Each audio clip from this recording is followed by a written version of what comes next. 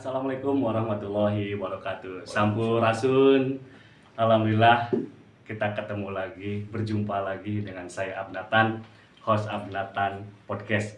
Kali ini kita melanjutkan video yang kemarin pernah tayang tentang situs-situs yang ada di objek wisata Cibulan. Ada situs apakah saja? Ada situs Sumur Tujuh, situs Batu Gajah, ada situs Pancuran Mas. Nah, menurut dulur-dulur kalian, komentar-komentar kalian itu mengarahkan untuk pengen tahu cerita di balik situs Pancuran Mas. Kita ketemu lagi dengan kesepuhan kita, dengan narasumber kita, Kang Ateng. Sampurasun dulu. Sampes. Kumaha damang Kang Ateng? Alhamdulillah. Dulur-dulur, apa sehat? Alhamdulillah sehat. Alhamdulillah sehat. Kembali lagi Kang Ateng, kita berjumpa. Di video sebelumnya kita pernah membahas tentang pengalaman pribadi Kang Ateng. Di video tersebut kan kita akan melanjutkan cerita bahwa di Cibulan itu ada beberapa situs nih. Nah, dulur-dulur semua yang ada di luar yang nonton video kemarin itu menginginkan cerita tentang situs Pancuran Mas yang ada di salah satu objek wisata Cibulan.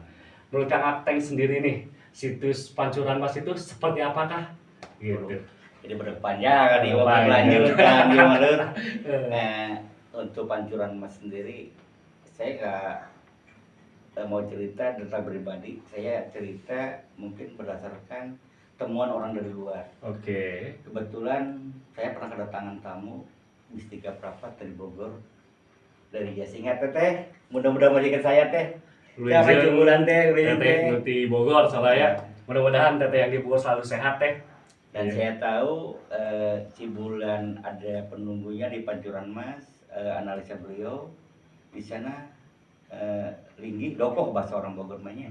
Linggi, Nyimas Tirta Wulan, Nyimas Tirta Maya, Nyimas Tirta Kencana.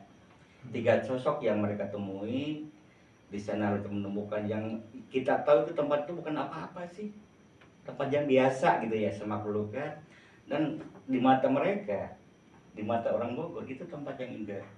Bahkan analisa mereka di dimensi mereka itu ada curug tingginya kisaran 6-7 meter. Ya, berarti menurut penglihatan dimensi lain Bogor ya. Orang Bogor.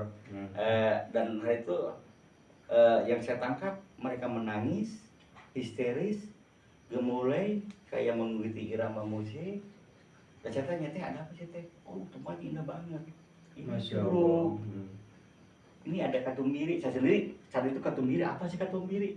Saya orang Sunda tapi katumbiri saya bingung katumbiri. Pelangi bukan Bang? Nah, setelah saya korek apa sih katumbiri? Pelangi. Kebetulan saat itu emang ada pelangi dan mereka bolong itu Pak ya. Pengakuan mereka ketemu dengan bidadari dan ikut mandi bareng bidadari. Saya menyaksikan betul saat itu emang dari gerakan kayak menari emang gemulai, ada tarian yang mereka menikmati suasana. Dan saya kata bang, menurut saya apa sih tempat yang biasa untuk saya nggak asing lah tempatnya, tempat-tempat tempat nongkrong ya biasa tempat tapi sejuk di situ mata ya. orang lain, orang yang ngerti, yang kebuka indera keenamnya itu tempat luar biasa. Nah, tadi Kang Ateng kan menyebutkan bahwa curug Pancuran Mas itu kan berupa curug ya. Iya. Analisa beliau ya. Menurut analisa beliau, curug itu berapa sih tingginya, berapa? Di kisaran 6-7 meter. Oh, 6-7 meter tinggi juga ya. Lumayan tinggi. Tapi di beliau cerita nggak bahwa airnya itu sejuk, suasananya dingin. Layaknya di pecurugan, ya, di pegunungan. Gitu. Dan kenapa mereka bisa menikmati? Karena analisa mereka itu air itu terbawa angin. Sekarang kita di daratan kayak tertimpa air curug itu saat itu. Oh gitu, luar biasa berarti ya. Berarti di dimensi lain ternyata ada ya dulur-dulur semua, bahwa yang tidak kasat mata oleh kita, bagi kita mungkin tempat itu mungkin tempat biasa kan ya, menurut Kang Ateng sendiri tempat nongkrong atau tempat bersejuk, tempat bersenda gurau dengan teman-teman semua. Tapi menurut orang mungkin yang punya kelebihan, yang dikasih kelebihan oleh Allah itu, bahwa tempat tersebut itu mungkin ada tempat sejarah ataupun tempat cerita mitos, bahwa yang diceritakan itu tempat ada 3 sosok mungkin. Kang Ateng. Iya, Tadi betul. sosok siapa aja Kang Ateng? Dimas Tirta Mulan, Oke. Tirta Maya, Tirta Kencana. Lalu berarti 3 sosok itu 3 sosok bidadari ya, Iya. menurut pengakuan Perempuan. beliau. Kebetulan ada Katubir, ada pelangi.